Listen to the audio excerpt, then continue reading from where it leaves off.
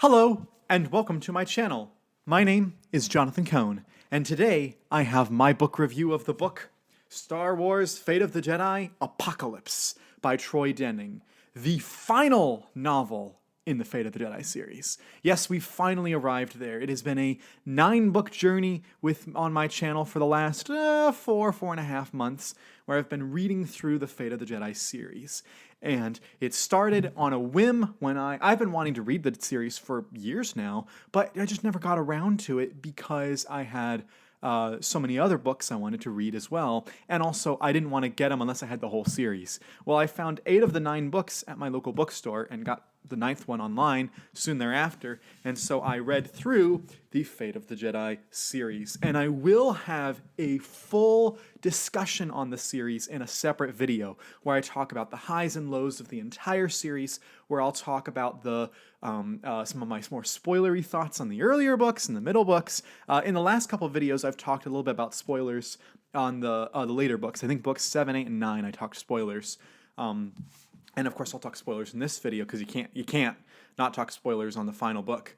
But I will have a full series video coming up later. I don't know how much later, but I will have a full series video later talking about the series in depth. And so to talk about this today, I have to talk about how the series as a whole had been kind of it was in the good to great realm where I was enjoying every single book I was reading, but I was always frustrated by something in each of the books. And the thing was that it always felt like there was a subplot that was there just to string things along. And it was every single time, except for once, that plot line was Luke and Ben. And I was like, I am just tired of reading about their plot line. I want them to get back to Coruscant. I want the main events to start happening in the series. And last book that I read, Ascension, broke that tradition. And Ascension is the best book of the series. It is amazing. It is, I think it is Christy Golden's best book that I've read from her. It was a superb book. It had so many great tie-ins. It had such a great story. It was so dark. It was so well written, and I really enjoyed it. And so I thought, okay, the penultimate book was that good. If the final book is good, we'll have a good hit on our hands. They'll stick the landing. And I honestly do believe that Troy Denning stuck the landing. Now, there's things I would have preferred to happen differently in the finale, but overall, I think that he did do an excellent, admirable job with this book. And the first thing I'll say about this book is darker than the average Star Wars book, which Troy Denning's books tend to be darker. And I don't just mean aesthetically, like the cover. I mean like the tone of the story tends to be a little bit darker in Troy Denning's Star Wars books. And this one in particular is pretty dark. But this is probably the first time that I can truly say it was necessary, because you have one of the most frightening and evil villains we've ever had in Star Wars in this book series, and it all comes to a head here, and that villain's power is at their highest in this book, and it is just the darkness is absolutely warranted. And I think that Troy Denning did an amazing job of making that fully realized and necessary here. The book starts off with, so I'm going to get into spoilers. I'll just say I don't think it's as good as Ascension, but I think this is maybe the second or third best book in the series. I think that this was a great addition to the series, and so I really loved Apocalypse. The first thing I'll talk about is the opening. So the opening is basically the Jedi Knights have left Coruscant, and the Sith have infiltrated Coruscant, and so now the Jedi Knights have to return and basically re-infiltrate Coruscant. They're the ones having to sneak around. Usually, the Sith are the ones that have to sneak around, and the Jedi are operating in public. The opening of this book makes the Jedi have to do the reverse. The Jedi have to sneak around on Coruscant, and the Sith are the ones operating in public, kind of. The Sith aren't it's not too public, but the Sith are in positions of power. And they're in charge of all the stations, and they're in charge of the Jedi Temple, and they're in charge of the government, and they're in charge of the news and all this stuff, and the Jedi have to go hunt down the Sith. So the first about 100 pages of this book, you're reading little quick little scenes where you're seeing different Jedi have to go and complete missions throughout Coruscant to A, start taking out the Sith, but B, start making their way towards the temple and towards the Senate building, which are the two most important places for them to go. And I thought that was a great opening sequence. It was tense, it was dark, it was well written. We also had some great scenes in this book featuring our main villain, Abeloth. The Lost Tribe of the Sith is a villain, is an antagonist in this series, but it's not the main villain. The true main villain of the Fate of the Jedi series is Abeloth, and you really get that in this book again. I think that, Abeloth had just some terrifying moments in Ascension. I think that all of Abeloth's previous scenes were meant to be scary, but they weren't actually scary. Like, it was more of a, oh, I can tell she's an evil woman or creature. Oh, I can tell she's supposed to be scary. But I didn't feel that horror. I felt it in Ascension, in the end of that book, when she basically discards the body she's wearing, and that smile creeps over her face, and she just freaks out Windorvin. And I felt that throughout this book almost every time she was present. And I think that the way that they wrote it, where she's basically inhabiting 3 different bodies, and they don't know, are they all linked? Are they not linked? Are there more? Like, that was, I think, pretty tense and pretty exciting. Now, one thing I would have changed with that is I would have made it so that they had a definitive, towards the beginning of the book, she's in 3 bodies. We don't know where those bodies are, and we need to stop all 3 of them. And they should have been made the book about, all right, we're getting this body, we're getting this body, we're getting this body. It should have been clear, you're getting this one, getting this one, getting this one. Instead, they didn't really know, so anytime they destroyed one of Abeloth's bodies that she was inhabiting, you felt, oh, good for you, but you didn't understand you did not understand the stakes, because you didn't know if there were going to be more. You didn't know if they were just going to create another one out of thin air. It's kind of like, at least with Harry Potter, you figured there were 7 Horcruxes. I mean, there's an 8th Horcrux, but you know what I mean. Like, there's supposed to be 7 Horcruxes. There's supposed to be, you know what the countdown is to the end. You don't really know in this book until you actually get there. I think that was perhaps a bit of a writing mistake on their part. I did really enjoy a lot of the infiltrating the Jedi Temple. I did think that infiltrating the Jedi Temple sequences went a little bit too long. This was when Troy Denning really got to write a lot of action. And these books always have had action, but it's usually more... there's usually more political and character action in these books, as opposed to, say, lightsaber fights, or as opposed to, say, shootouts and stuff like that. And you get a ton of that in this book. One of the reasons it's so long is there's a ton of action sequences. And I think that they could have cut that a little bit, because to make the story leaner and faster, because there were points in the middle, particularly in the Jedi Temple, that I was like, yeah, we could move this along real quickly. But it wasn't. It didn't feel terribly bloated. And the one thing that frustrated me was that Troy Denning just automatically went for the Vistara betrays them, joins the Sith, and then kind of regrets it a little bit later.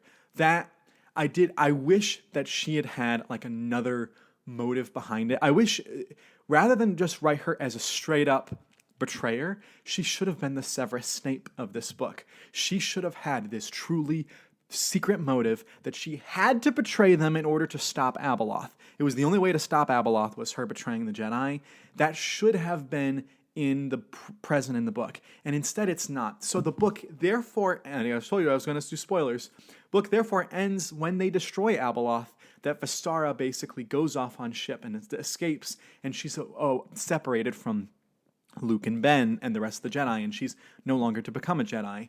Based on what Christy Golden established in Ascension, I really loved seeing Vistara and Ben get together, not just as a romantic couple, but as a thematic couple of, we have the Jedi and the Sith, the two opposite sides finally coming together. And I thought that was a great way, symbolism for how the Jedi are changing and for how they're moving forward in the galaxy. And we don't get that here in this book, because she basically, Ben is furious with her. Ben is ready to kill her at the end of the book. And he never does, but he's ready to. And you could say, oh, well, they left the door open for them to get back together in a future series or for something. I don't think that door is really open. Even if we had future books in the EU, like this series, this is where you wrap it up. This is where they don't need to, necessarily end up getting married in this book, like say Jaina and Jag, which I thought, oh my goodness, you guys are finally getting married. Finally, yes. Good. I hope that nothing interrupts because we don't get to actually see the wedding happen. We see them get to the wedding and then fades to black. I really hope that the wedding actually went through. I still think that Ben and Vestara should have at least been together like they were in Ascension. They should have been a couple. They should have been representing the Jedi and Sith coming together, and that's just not what we get in this book, and it's kind of frustrating to me. That's the biggest point of frustration in the book that I have. I do really enjoy that this book links in the Clone Wars. I'm actually really disappointed that I was spoiled on this for a couple of reasons. One is because I saw some YouTubers talk about how this connects to the Mortis arc in the Clone Wars, but also I'd had some friends of mine who had talked about what Troy Denning did, so I knew it was in this book that this happened. But I was a little bit, so I was a little frustrated that I was spoiled on it. But I like how he connects it to the father, the son, and the daughter, and I'm really impressed that Filoni and the rest of the team at Lucasfilm actually let Troy Denning get away with that in this book. It doesn't mean as much now since it's Legends, but at the time that would have been a big deal for him to basically say, yeah, Abeloth is a representation of the mother. And she's trying to take the mother's place, and the kids, she's trying to make Ben the light side son and Vestara the dark side daughter, which is like a flip on the actual son and daughter relationship. And I was like, that is such a cool idea. I think that makes Abeloth's moves more interesting. I think that makes their character. I think that makes the tension bigger, because what's more frightening than Ben and Vestara dying? Ben and Vestara becoming permanent pawns of Abeloth and becoming Celestials themselves. I mean, that was just such a great development in the story that I really enjoyed. The political stuff in this book is a little bit tamped down because it's really just like Jedi versus Sith action. You don't get too much of the political stuff, but when it's present, it's pretty entertaining. I love the character of Windorvin. He's just so much fun. It's so sad that we don't get to get more of him. He's probably the best character to come out of this series, honestly. Him and I liked Aramuth Bwatu a lot, but Windorvin is just so entertaining. So this book, as I mentioned earlier, is pretty long. It's certainly in the top 5 longest Star Wars novels. I think that the only books around this length or longer are I, Jedi by Michael Stackpole, are Star by Star, also by Troy Denning, and then 2 of Timothy Zahn's books, which are The Vision of the Future and then Lesser Evil. I don't know whether where this, I believe this is around third or fourth place, but I don't know for sure. But it's in the top 5, certainly. It's one of the longest Star Wars books out there, and you feel it in the book. And I have been saying that Star Wars needs to experiment with doing longer books and doing shorter books. So often, the books are in that sweet spot of being about 280 pages on the low end and about 450 pages on the high end. For some reason, Star Wars just cannot escape that page length, and so I think the authors are a bit scared, or maybe the publisher is a bit worried about going too far over or too far under. They need to experiment, do more, try more things with that. And this one does that, and I think it overall pays off. I mean, of course, I mentioned there's a few areas I would have cut, but it would have cut, maybe 50 pages. It still would have been a 500-page book overall. It still would have been pretty long. And there's actually some things I think could have been added. I think that we should have gotten more stuff with Han and Leia. Han and Leia really get the short shrift in this series and in this book in particular. They're present the whole time with Alana, but really they're just there to get Alana to different places. Alana has more of a character development than Han and Leia do. And Han gets more development than Leia does, I'll say. Han actually gets a little bit of development in this book. Leia gets almost none. She's present throughout a lot of the book. Like, she's on the page, but she's just kind of there. It's kind of like how a lot of people didn't like certain things in the sequel trilogy because certain characters were just kind of there. That's how I felt with Leia and to an extent Han in this book. And so I think that you could have taken away some pages from other chapters, like the fights in Coruscant in in the Jedi Temple, and I think that you could have added scenes with Han and Leia, maybe given them more agency in the book than just ferreting around Alana. And I think that maybe we could have gotten more from Tenel Ka as well, who we don't see that much in the book. We see her briefly at the beginning, but that's about it.